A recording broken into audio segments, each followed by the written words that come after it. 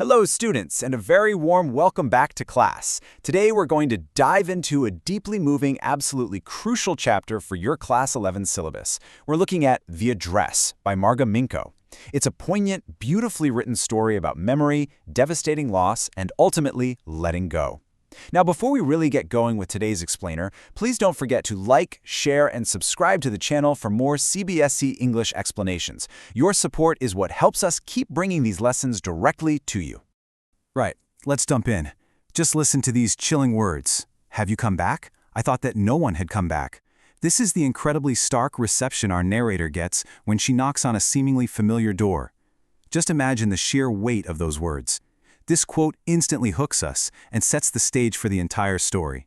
It brilliantly establishes the deep post-war trauma and the cold, almost hostile reality the narrator faces when she returns to her hometown.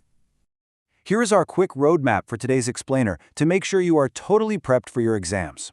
1. Context and background. 2. Story explanation. 3. Major themes explored. 4. Key character sketches. 5. Important literary devices. And 6. Conclusion and resolution.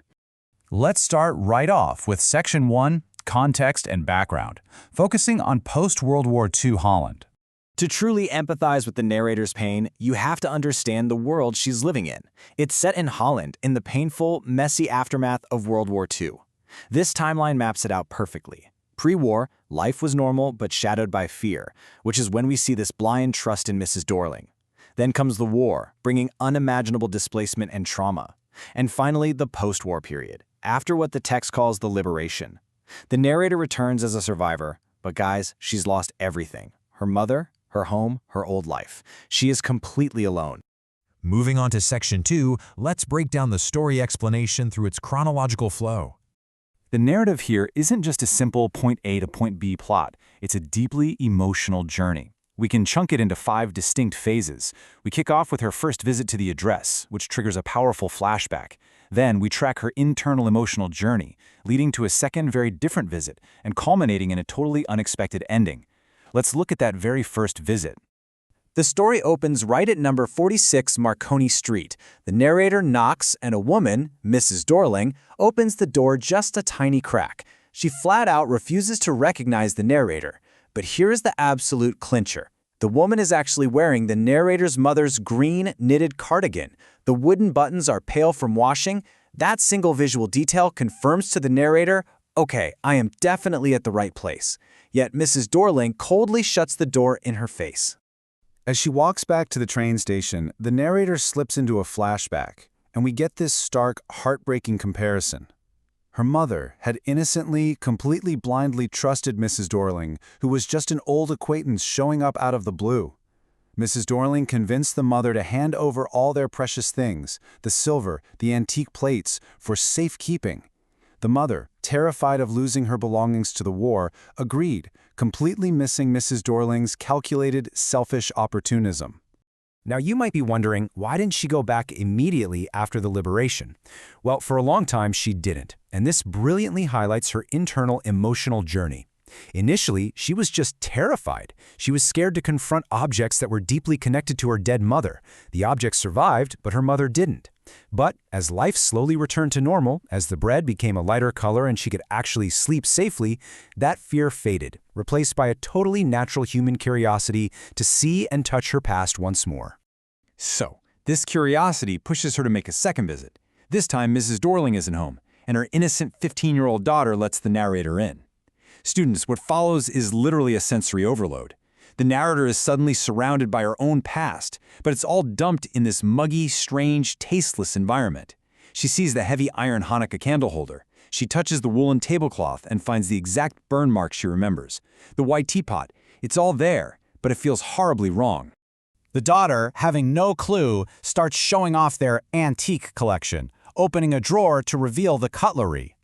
The narrator suddenly remembers how she once realized their everyday forks and spoons were actually solid silver.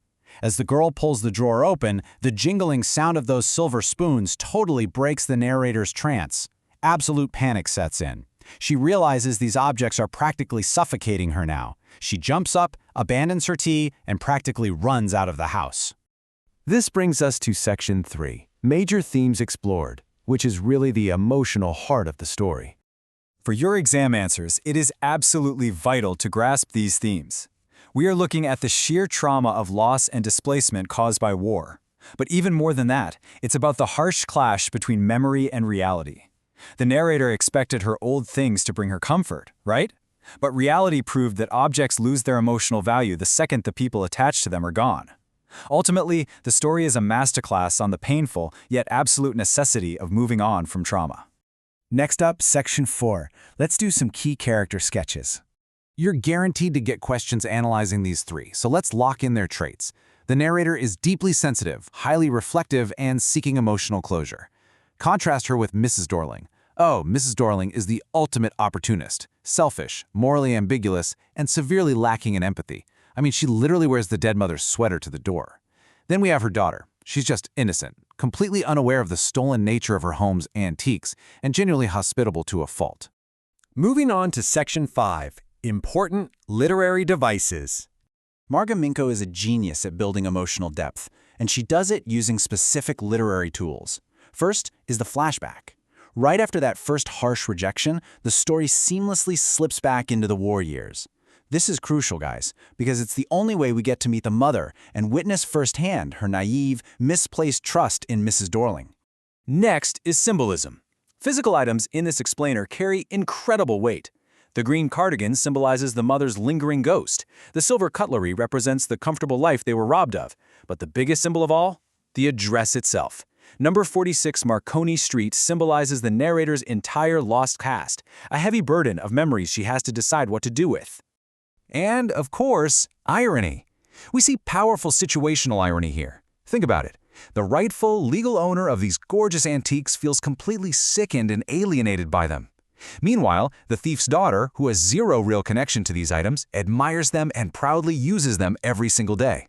The true owner is literally running away from her own wealth. Minko also relies heavily on contrast. Picture the beautiful, refined life of the past. Antique plates, large vases, solid silver. Now contrast that sharply with the narrator's current post-war reality. She's living in a tiny rented room, shreds of blackout paper still stuck to the windows, and barely enough room in the drawer for a handful of basic cutlery.